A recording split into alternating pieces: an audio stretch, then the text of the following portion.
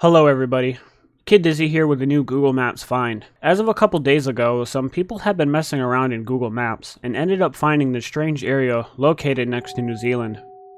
The area is on the island just south of New Zealand and is on this red point. If we paste our coordinates and follow where the camera brings us, we'll see it's a city called Wellington, which is where we'll be going. If we get close to the Tanaku Civic Square and look for this little garden area, next, we'll take our little ground traveler guy and place him right here. Make sure to put him on the little circle that appears in none of the trails, and start doing some turns. Sooner or later, you should find a giant hand that is standing on the edge of a building that has a very weird resemblance to Elon Musk. A lot of people are pretty creeped out by this, and one thing I'll point out is this. In my last video, the Backrooms ARG, the creator of the ARG managed to get the Backrooms to appear on Google Maps by uploading a custom location and attaching a custom picture along with it, giving the illusion that the Backrooms were actually somewhere in real life.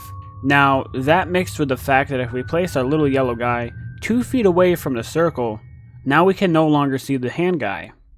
But why is that? Well, unlike the Backrooms ARG, I think the circle is the present time, and the Google Street View is probably a couple years old, which is why we can't see the hand if we go to a different location.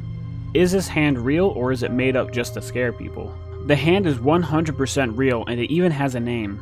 The name for this hand is Quasi, and it's actually an art project that was constructed by Ronnie van Hout, and was placed on top of the Christchurch art gallery after it was built. The hand had been sitting on this building since 2016 and was set to sit there for about 3 years, which means it's no longer there in present time. The funny part about this is that Quasi was actually placed on top of this building in hopes of livening up the Civic Square that was damaged pretty bad in a 7.5 magnitude earthquake back in 2016. But for others, instead of livening up the place, people would call it horrifying and a Lovecraftian nightmare that comes to life. One person hated it so much that they would go on to write a whole manifesto listing 10 reasons why the sculpture must be taken down. Quote, appears to be inappropriately and belligerently pointing at pedestrians and office workers. Is that even an actual solid reason? I can't believe someone would actually get so upset by this thing that they would have to go write a whole manifesto. They could have just waited a few years and it'd be taken down. Also, I forgot to mention that the hand was scanned by the artist himself. So, when you look at that giant hand, you're actually looking at Ronnie Van's hand. And I wonder where the sculpture is now. I could imagine it being placed in an abandoned factory or mill just waiting for explorers to come across it and get freaked out.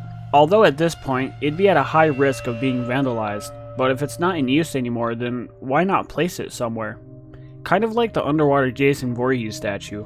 That's all I have for today, and I hope you liked this video along with the others I've been posting recently.